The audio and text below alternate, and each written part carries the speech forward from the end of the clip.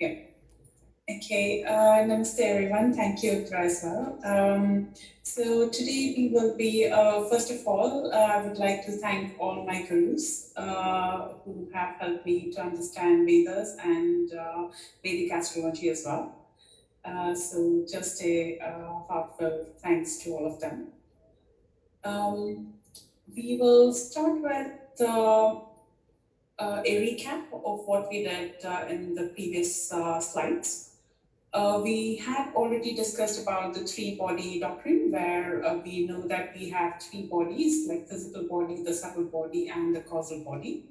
And they are in 5 different layers or 5 koshas within our system. And then Vedas also discuss about the karma and rebirth and fractal or the Fibonacci concept, where we have 3 types of karma. One is the sanchit karma, which is the karma of infinite lifetimes, the prarabdha karma, which is a subset of sanchit karma, on which we have chosen our present birth to complete that subset or the prarabdha karma. And whatever new karma that we will be performing in the current birth, that will be the agami karma and the kriyaman karma, and that will be our free will. We had also discussed a concept called as above, so below, where we know that whatever is happening within our body is directly connected to whatever is happening up above the sky as well. So any changes in the constellation and in the planets directly affect our body, our circumstances, and everything. So everything that is up there is as below. And it also ties up with the concept called as Fibonacci or the fractal sequence. We have discussed about how we have 3 nadis within our body, and this is in the subtle body. It's not physically visible, as it's not in the physical body, it's more in the subtle bodies. And these nadis are connected with something called as chakras, and we also discussed about how the 7 important chakras and how various emotions block them. For example, the first chakra is blocked by fear, the second chakra by guilt, the third chakra by shame, the fourth chakra is blocked by grief, the fifth chakra is blocked by the lies, and the sixth chakra is blocked by the illusions, and the seventh chakra is blocked by the earthly attachments that we have. And all these happen in a subtle layer, and these subtle layers are directly connected to the grahas and the nakshatras in the subtle layer. So any changes in the grahas and the nakshatras directly affect our subtle body and our circumstances as well. And there is a concept called as white magic and black magic. Very high level, the concept is white magic is nothing but when we unblock all our chakras. And black magic is nothing but when somebody else or you yourself accidentally block any of these chakras. So the chakra blocked is black magic, and white magic is when it's opened. And when we open these chakras, we experience something called as Paramananda or enlightenment. So these are the concepts. We had also discussed about the Fibonacci sequence. We saw how a basic fractal diagram is formed. We had learned about the Mohapatra mantra, where in Vedas there are various instances where we find fractal or Fibonacci sequence references. Mohapatra mantra is one of them, which has links to a cucumber in that mantra. And we have seen that cucumber has got seeds inside it in a spiraling order, which is in a fractal or a Fibonacci sequence. And once the cucumber, it detaches itself from its stem, what it does is it sprouts all its seeds in a spiraling order, which is like a mathematical sequence, is Fibonacci.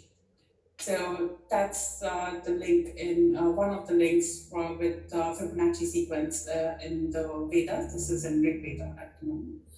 And we had also discussed about how Vedic astrology is considered as the eye of the Vedas, because it opens a new perception and curiosity to understand the Vedas itself. And one of my guru, Shri K. M. Raji, he mentioned that Jyotish is nothing but it's a bridge between the para and the apara vidya, which is the paranormal as well as the the normal science as well. And we had also discussed how our birth chart is nothing but a screenshot when we were born. Like whenever a baby is born, if somebody takes a screenshot of the sky, that forms their birth chart, and that is their particular fractal. So no two human beings are same because the planets keep on moving. So whenever you take pictures, each time the picture is different. So everyone is different, everyone is unique, and everybody's fractal is different. I have taken screenshots of a few fractal yantras so this is of Kalima.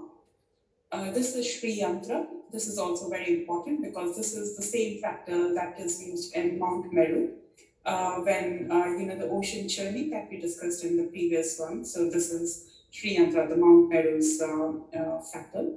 This is Mahamrityunjaya has got its own fractal as well. This is a temple in Cambodia, Angkor Wat, that is formed as Mount Meru structure.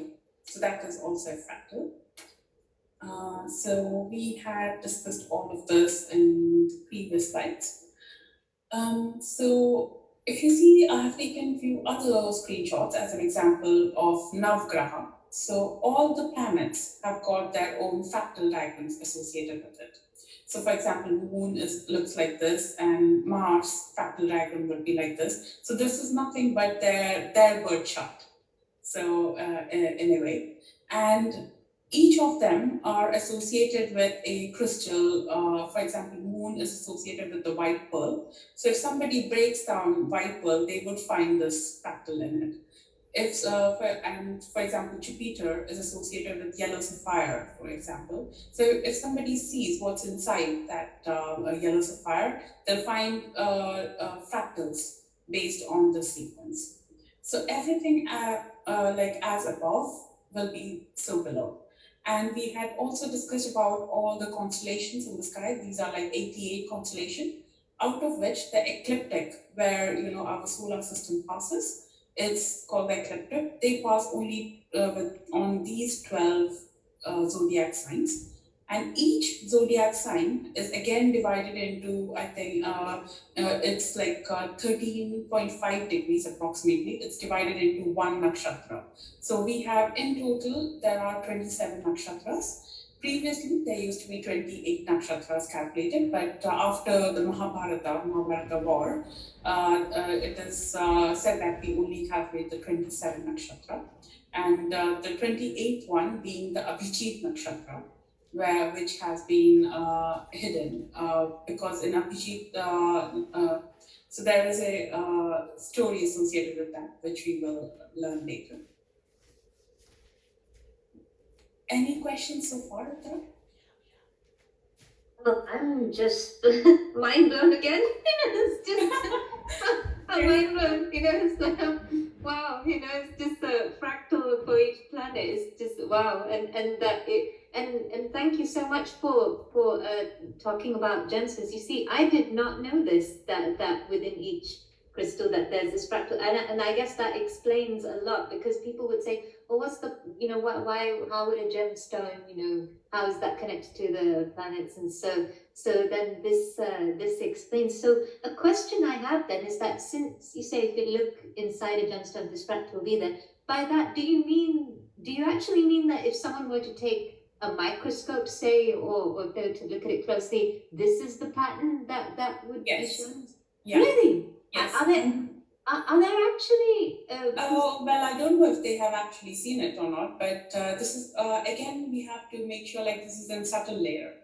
So all of this is because we have three bodies. We have physical body, we have subtle body, and causal body. So this is all is happening in a subtle layer.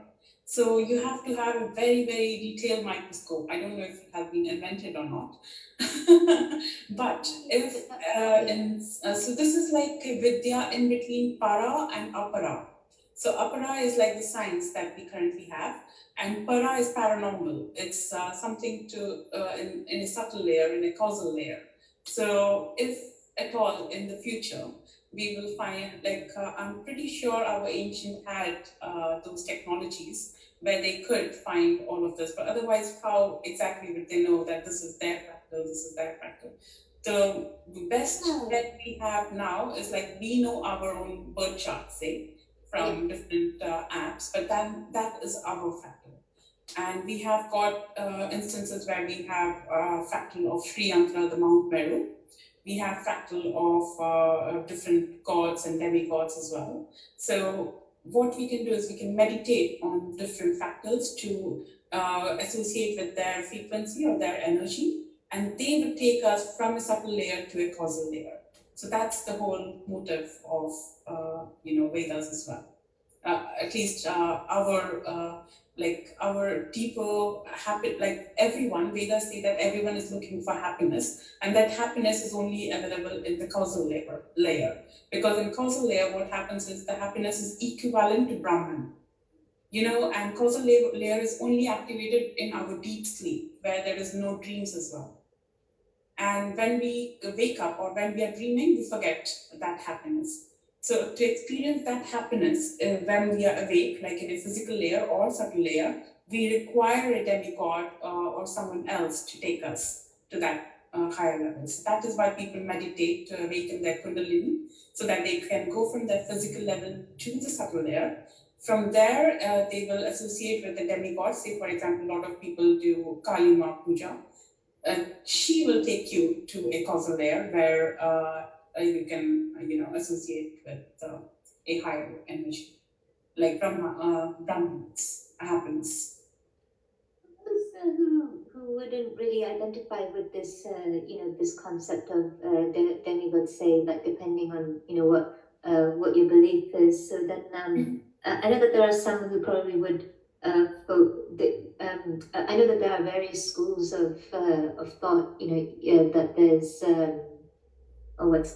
there's Advaita, that which is the non-dualistic kind of thing, and so I guess maybe perhaps maybe the purpose of some people using demigods to reach is because maybe I know that in astrology, I know I have limited knowledge, but from what I understand is that I know that you, even from looking at a person's chart, you can tell who their Ishdev is, who the person, rather they could use to try to focus, because some maybe for those who are very who may not need a demigod, they can focus directly on the causal layer, or or the universal whole, or Brahman, the divine source, or whatever you want to call.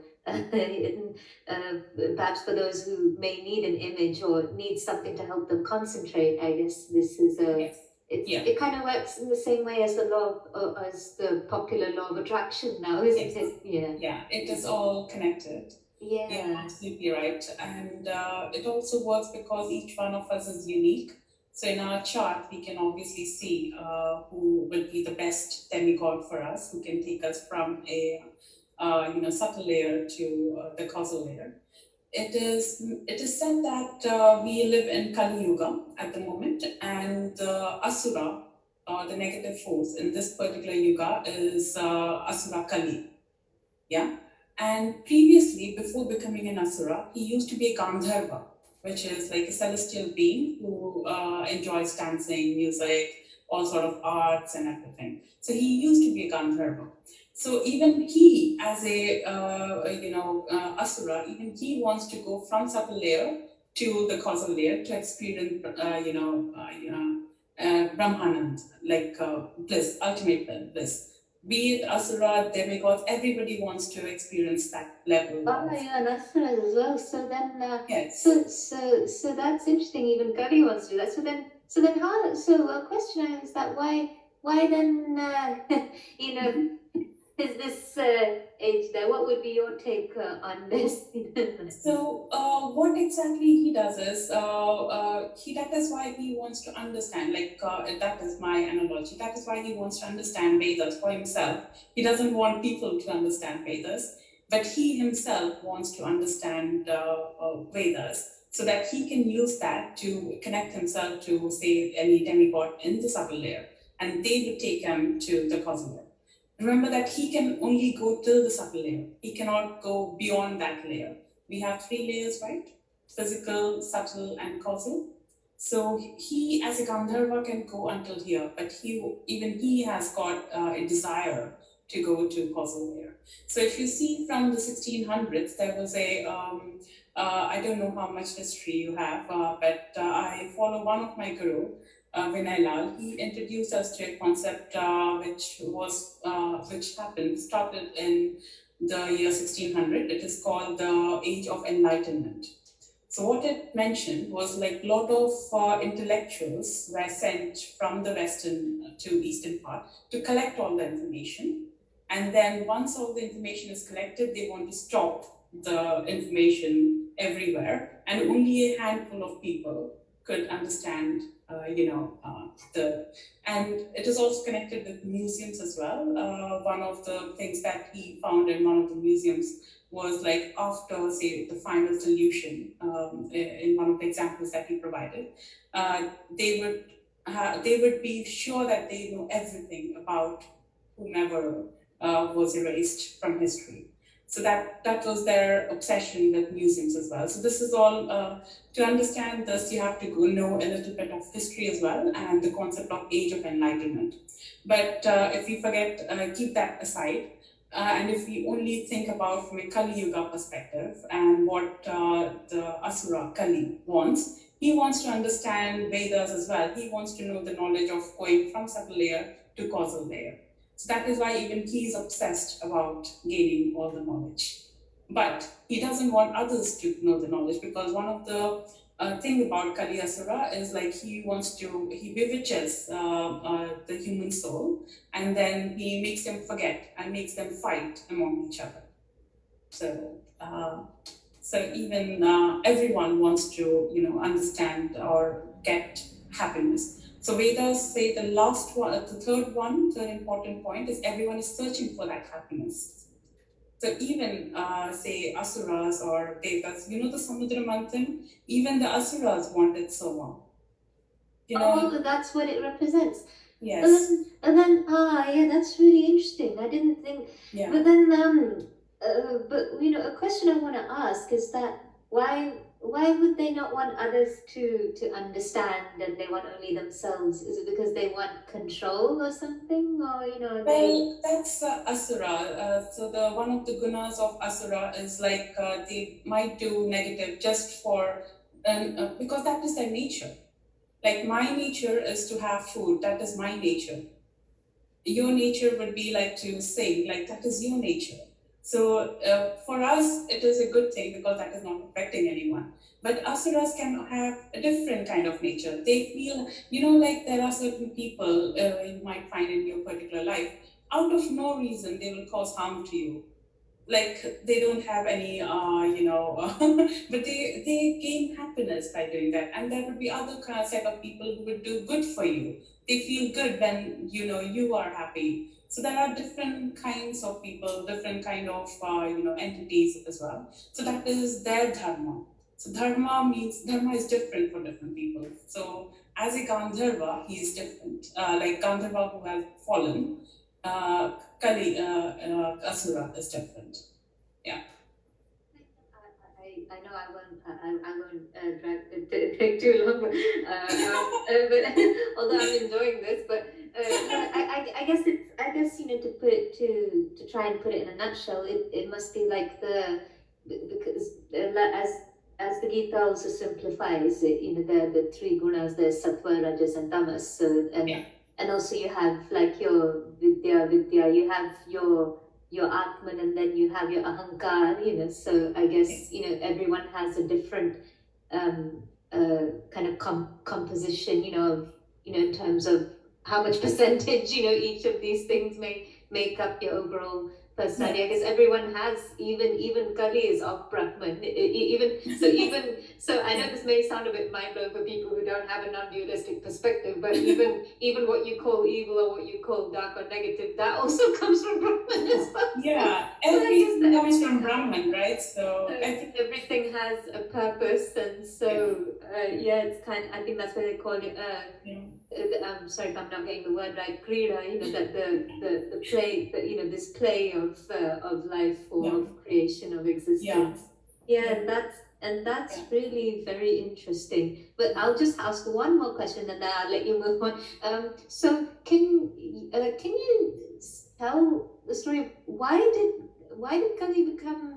So you say it was a Gandhar. How did he become fallen then? What made him what he is? Well, you have to read Kalki Puran for it. We won't go much deeper in there. But each Purana, each avatar that happens, they say that it happens because they have to overcome like some negative entity.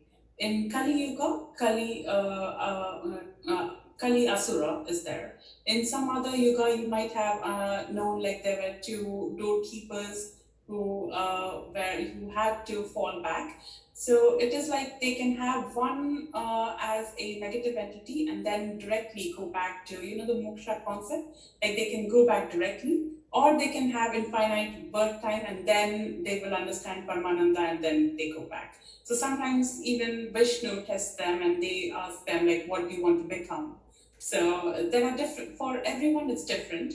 For Kali Asura, there might be definitely a particular story. So all I know particularly is like he was a Gandharva. So if you see all these music industry, film industry and all, I'm not generalizing, but you might see like initially what used to happen is like classical Indian dance, classical Indian music, everything was understood to understand these Vedic concepts so that we can go from physical layer to subtle layer, and from subtle layer we can go to causal layer.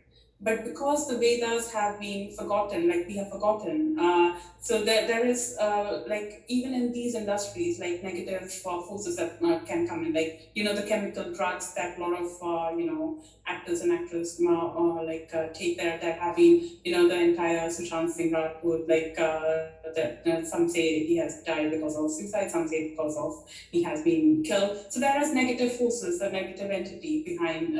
So it's because he was a Gandharva. So wherever there is music, art, he comes to because he remembers something from the past. But then in this birth, he is a negative force. Then he remembers, okay, I'm a Asura, and then he creates something.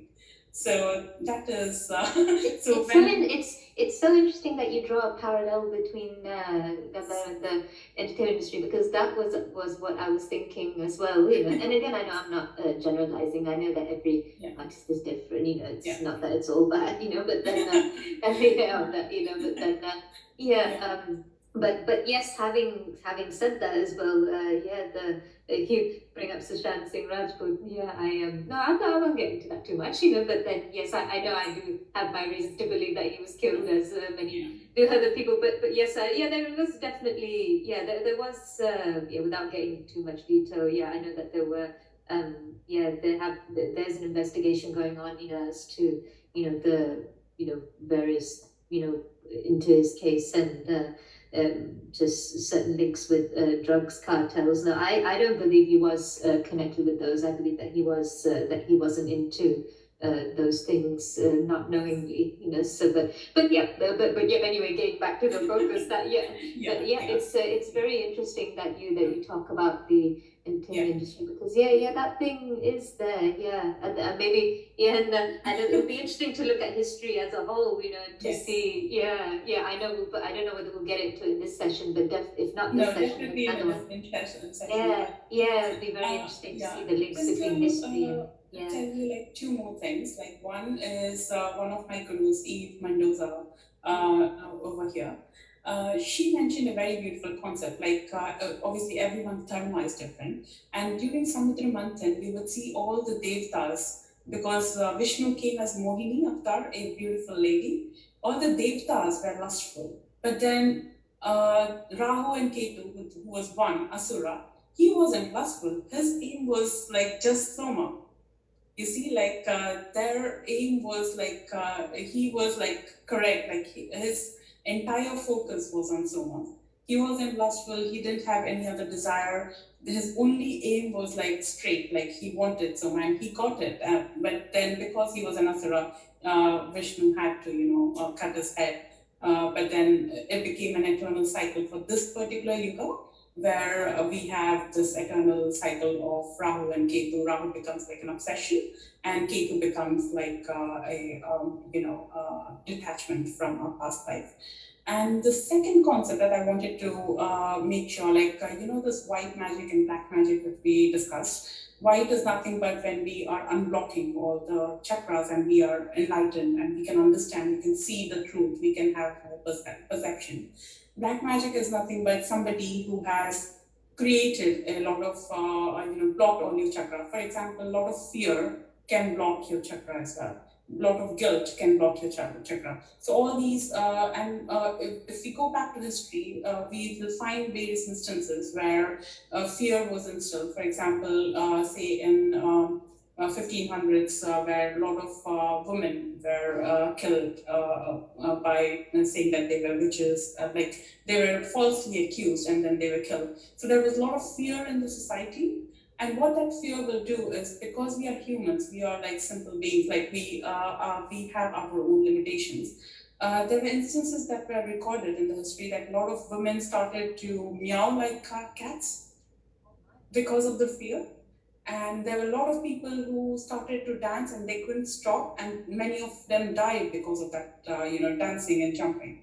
So there was the dancing maniac, there was like a lot of nuns who were forcibly, previously in their generation, they saw a lot of killings and all that. Because of all that fear, there were instances in human history as well, it impacts psychologically to human beings because their chakras get blocked.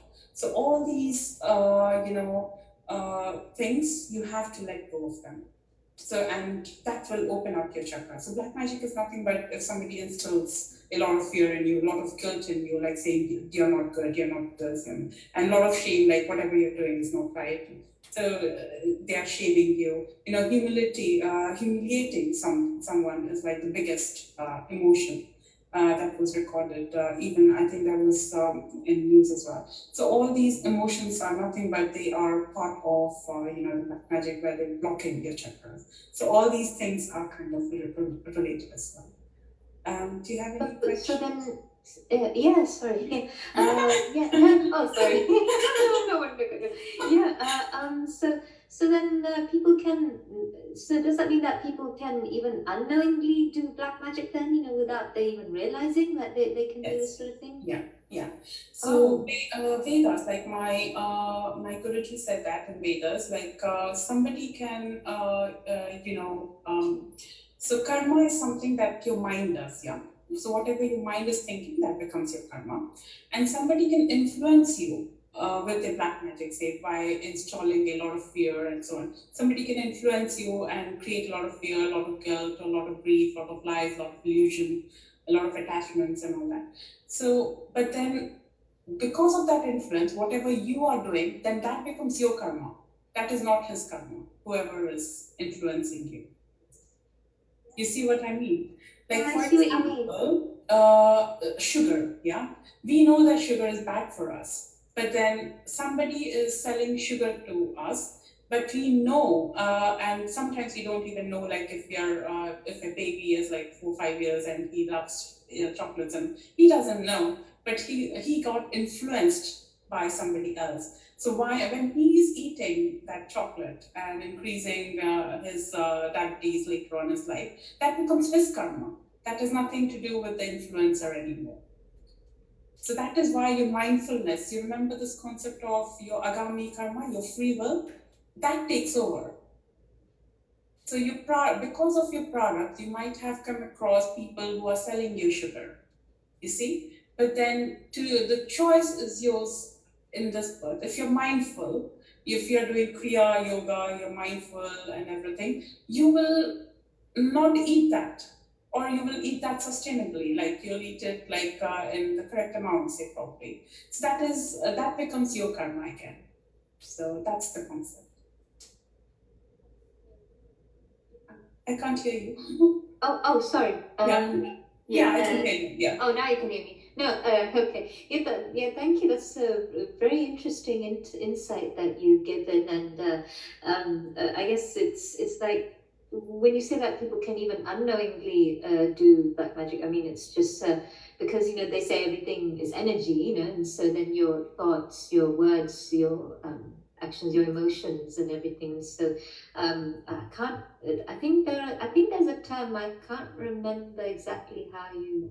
Maybe this is not a very good translation, but I think they say someone has a black tongue or something like that, meaning that anything bad they say, that they wish upon someone, that comes true. And it is kind of scary that some people can kind of have that impact, you know, on a person. And so, well, not that I would ever that want is to a bit do. extreme, but Yeah, you but have to have that sort of chart.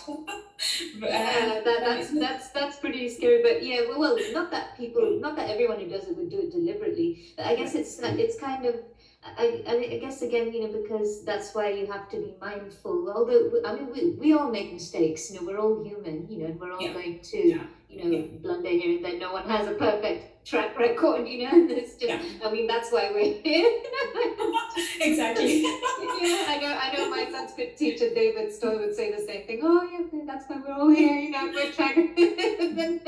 Yeah, but yeah, although you would have to, it is true that you would have to go through your karma, but at the same time, it's good also to kind of, you know, not instill shame or fear in a person, you know, because even karma is like Lady Justice, you know, it's kind of both similar concepts, you know, and Lady Justice has a blindfold, you know, holding the scales and the sword in her hand. You know, I mean, she may have a sword in her hand, but she also has the scales. So, but then, you know, karma isn't something that's sort of necessarily perpetual. You know, like what you know, whatever thing you have to pay back, you pay back, and that's done. You know, you don't. It's, you know, you don't have to be. You don't have to be in a state of eternal shame or guilt for whatever the past is, and you let it go. You know, that's why you have to let go of guilt and fear. And also, it's also good to, you know, nowadays try not to get into that kind of trap of instilling fear or guilt in other people and shame, because after, if you'd want to forgive yourself, you know, you'd want to you forgive yourself, and you'd also want others to forgive you. You know, then you don't want to be judged. Then it's good to try to do the same for others. Now, I know we can all fall into these kind of traps, you know, but then, you know, as long as there's both positive and negative within you. So I guess that as long as you try to be mindful, you kind of, that's the whole point of mindfulness, I guess, or meditation, that you you know, before you kind of act or speak or you know, you try to be mindful of your thoughts and emotions. I suppose not that you have to feel guilty or ashamed of it. I mean, I guess you let it. They're gonna come and go, but I guess the meditation of mindfulness is about centering yourself in that kind of awareness, or trying to remember that you are Brahman or the divine or energy, whatever you want to call it. You know, whether you believe or you don't believe. You know, it's I guess that's the main. The main gist of what meditation and mindfulness means. And so that is what even Vedas say, that this balance sheet of all these karma, like Sanchit karma, Pradap karma, and Kriyaman karma, and Agami karma, it's always balanced out. So it is never that, you know, people say, why does this happen to me? It might be happening from a very previous life or previous birth time. You know, Brahman does anyone. Like, Brahman is always happy, he wants us to be happy. It's because of Maya, we forgot, we have done a few karmas, and because of our own karma, we get into those scenarios, and if we are not mindful, it just goes on and on like a fractal, and we repeat the same mistakes birth after birth. So if we are mindful, we'll choose the correct karma for us, and then it will take us a step closer to Brahman, or a step closer to God. So, and the other one is, for example, the fifth chakra, which is blocked by lies, and sixth chakra by illusions. When you say, like, how can you accidentally be have created black magic in yourself? For example, in media, if you're watching a news channel which doesn't say the right things, So these are the lies and the illusions you are subconsciously feeding yourself. Okay, this is the correct news. This is, but then after a few years, you'll find, okay, whatever I was feeding myself was lies or illusion via the media or like a medium, you know. And then you get over. So even that is a black magic. So everything that, yeah, these things, they are part of black magic. And white magic is nothing but you accept, you know the truth, and then you get enlightened, like you open up your chakra. So that is the only difference. That is what Vedas say as well. I can't hear you, Adra. Sorry. Oh, sorry. How about, okay. Yeah, I can hear you. Oh, no. Yeah. Oh, you can hear me now? Can you hear me now? Mm-hmm. Yeah. Yeah. So yeah, that's again, that's really intriguing, and yes, because you see, after all, media, you know, when you think about it, when you try to look at the meaning of the words, like, you know, even the actual meanings, like, you know, it really tells you a lot. Like, because media is a plural of medium. You know, medium is like, you know, well, how do you describe it? It's like it's kind of a means of communicating something. You know, that and so then we have television, we have newspapers, we have and it's the medium is the message. So social media, yeah, the medium is the message, yeah. It was I think I forgot his name, but he was a very big scientist and researcher who mentioned this, like the medium is the message. I think it was in 1940s or something. He published this, and say for example, now the medium is social media. In the future, it will be artificial intelligence. The medium is always the message. You know, before the cameras came, the pictures were the message. So, and before language, the spellings, it comes from a word spells. So everything, the medium is always the message. Yeah. I know this may sound like, I understandably this is going to sound woo-woo for people who don't believe in the word magic, you know, and that's fine, you know, that I understand, you know, that not imposing this on people, you know, but even if you think about it, even if you don't want to think about it in terms of magic, you know, even about psychologically, it's just, because after all, it's influencing the mind, you know, it's just through, you know, the media, whatever information they give, you know, they, you know, obviously, you know, some people may be selective about what they project, you know, and then what they portray. And then with television, you know, it's like teleportation, like communicating something or transporting something, and vision, you know, it's like, you know, television, it's like, you know, just you're kind of teleporting a vision, you know, kind of, you know, projecting it, you know, onto yourself. And even films, or, you know, feature films and all that, even you know, bits of, you know, entertainment and all those stories, that they're kind of an illusion as well, like, you know, because, you know, films are meant to make you feel certain things. It's all acting, you know, it's all that, but then it's an illusion. And I guess the same thing is with media, you could argue. And yeah, as you very rightly said, you know, even spelling, you know, spell, you know, it's like, you know, it's just, it is, that is true, that after all, everything. And even if you look, you know, even if you look at what physicists have seen, like quantum physics, you know, it is sort of tied in, connected. It's all very similar to what you're talking about here, because you know, when you and again, I know I am not an expert physicist, but from what I understand, from my limited understanding, basically quantum physics, you know, at least from Einstein's time, you know, they say that everything is energy. Yes. And so.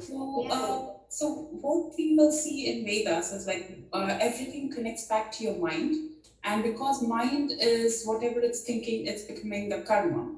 And Vedas have got everything in Vedas connects to an energy. That energy has got a fractal diagram, and that keeps on repeating. So the entire Vedas is nothing but the study of energies, different forms of energy, and which we have personified as well. And each energy has got their own frequency, their own vibration, their own, you know, repetitive patterns, and they form everything. So once we understand, like we have 3 bodies and 5 different layers, we have these 3 types of karma, which is like, and our cycle is infinite.